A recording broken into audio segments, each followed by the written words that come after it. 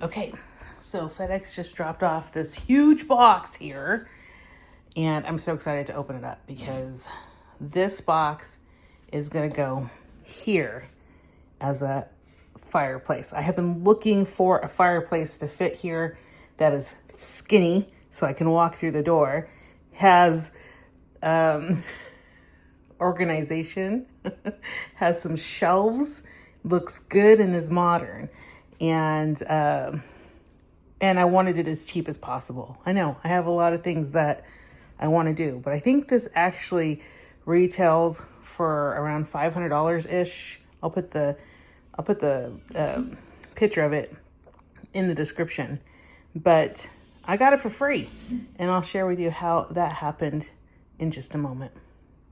So whenever I'm starting to build anything, I always take it out of the box and I inspect it for any damages. There's like one that's slightly damaged, but no big deal. You probably won't ever be able to see it, so I'm not worried about it. But usually this particle board stuff tends to kind of flake off or get damaged in the corners. So you just have to be aware of that and watch it when the box comes in. If it's really big, if I have a broken board, then I have to contact the manufacturer. But anyways, the first thing I do is I lay it out into alphabetically. So this is actually A through Z, all the parts here. So here's A, and then you have B, C, D. And then over here, I've got E through F, L, M, N, O, P. And then I have the rest of it over here, Q, R, S, T, U, V, and then I have W, X, Y, Z here. So I've got all the parts. So the next thing I need to do is make sure it actually works, because I'm not going to assemble parts A through Z if the fireplace doesn't work. So now I got to make sure that works. If that works, I'm good to start building this puzzle. The majority of people aren't going to test the fireplace to make sure it's working. They're going to build the whole thing and then plug it in and hope that the fireplace works. But the problem is, if you don't test it out beforehand and it doesn't work, what do? You have to disassemble it, you have to put it back in the box, you have to do all the things, and I don't like to do that. So I mean, that's a lot of work. And then, maybe you call the company, ask them to send you replacement parts and things like that.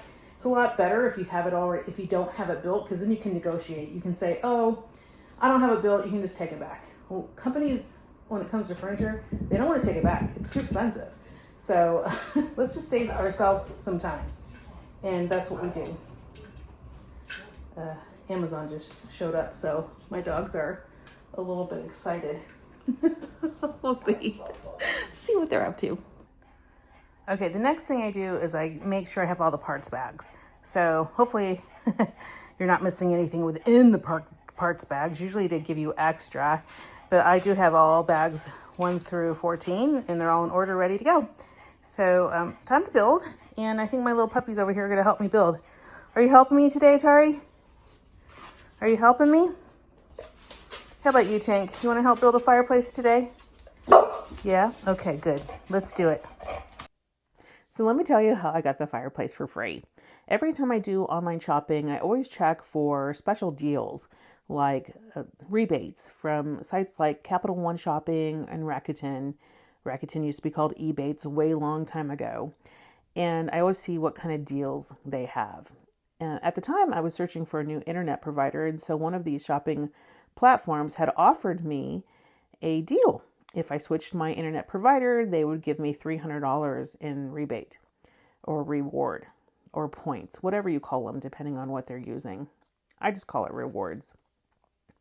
So I said, yeah, that sounds great. And the internet provider was going to give me $250. So by changing my internet provider, I was going to, number one, save money, but number two, receive a reward card from one of the shopping places, one of the rebate providers. So I was going to get $300 from them. And from the internet provider, I was going to get $250. So wow, $550 sounds like an amazing deal and worthwhile to actually go through the process of switching internet providers. It's actually pretty easy to do that, by the way. It just sometimes seems like a hassle, but if you can save money that way, I would encourage you to do that. It saved me well over $100 a month just making the change. The internet service that I get is not as good as the one I was paying a premium for, but it still works. It's not the best, but it still works. And money is a little tight these days, so you just gotta do your best, right? So that's what I'm trying to do over here is my best. So anyways, I was supposed to get that deal. And then what happened was it didn't show up. So once I got the internet service, I submitted for the internet rebate and that was in process. But then I went to look on my rewards discount provider and it wasn't there. It said I was not eligible for it. And so I sent them a message and I said, hey, I followed all of the things that you wanted me to do. Here are the screenshots. By the way, I take screenshots of any reward that's offered to me that's above $50. So I make sure that I document it really well in case something happens like this case happened. And the reward provider responded that they had 30 days till I could even submit a claim, but they let me know that they had the information. And I was like, great. So 30 days later, I go to log on to my account for this rewards provider and I can't log in. And I'm like, why can't I log in? This is really weird. So I just kind of give it a day because I'm like, maybe there's something wrong. Maybe the internet's down. I don't know. Maybe they're having problems. So I try again, like 3 days later, and I can't get in. And I'm like, something's really weird. Maybe somebody hacked my account. So I sent a message to the reward provider and I said, hey, I can't get in to my account. And about 24 hours later, they sent me a message saying, hey, we terminated your account for 3 different reasons. They gave me 3 different reasons, none of them which were applicable. They had like 3 different things. Some of them were fraud, some of them was like multiple account. I don't know, but there were 3 absurd reasons that they just gave me as an option for terminating my account.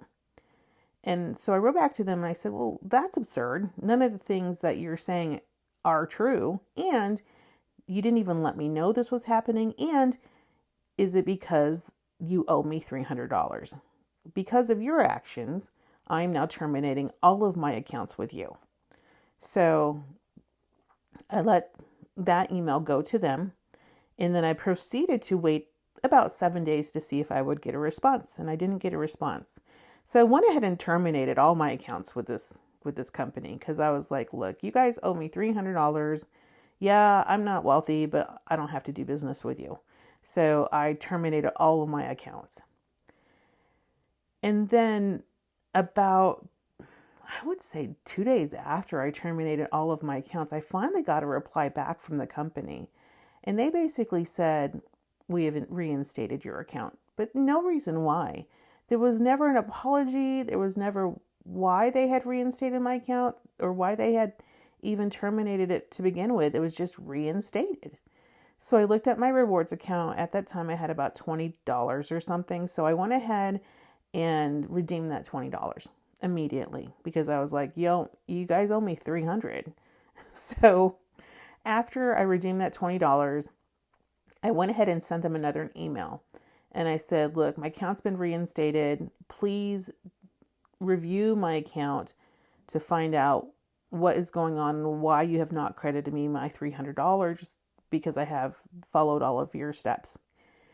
And within 24 hours, they had told me that I would receive my money, the $300 that they owed me.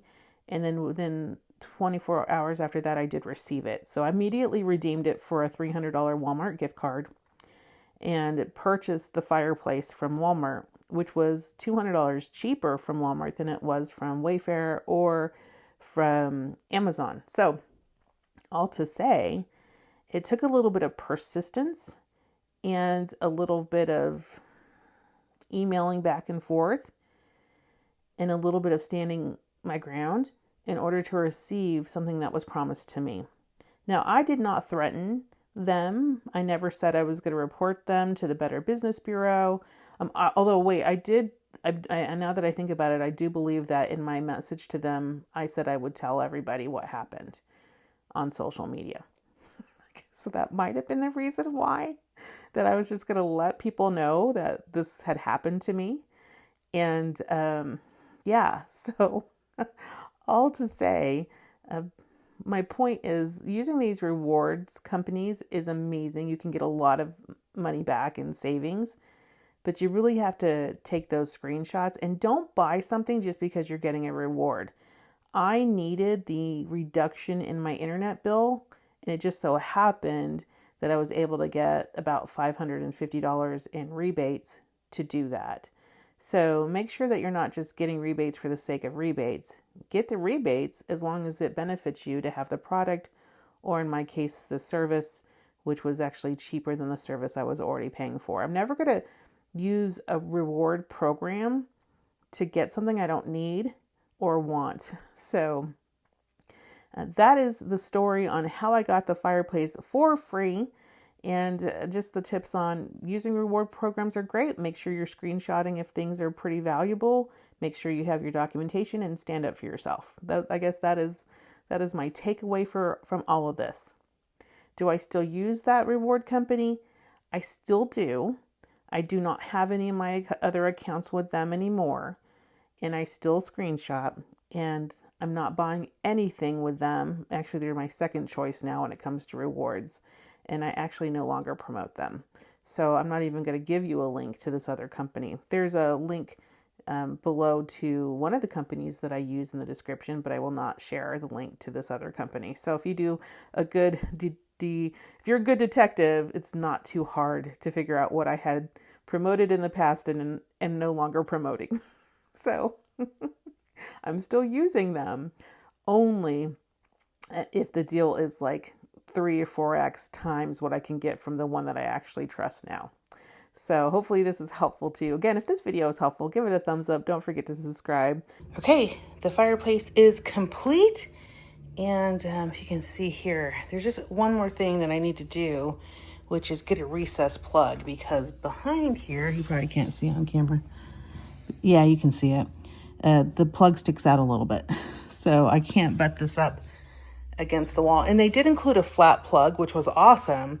It's just jutting out a little bit more than I want to, because I mean, obviously with a tiny house, we want to be careful about the amount of space we take up.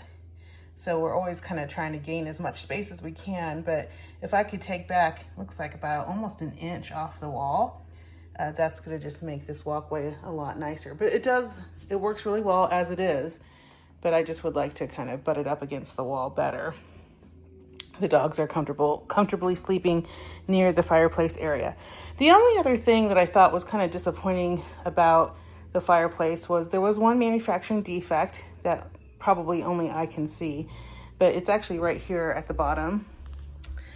And you can kind of see the gap is a little bit big, so you can kind of see the dowels there. Now there is supposed to be a little bit of a gap, like there. Here's a little bit of a gap that's supposed to kind of resemble tile, but that one was a little bit too big.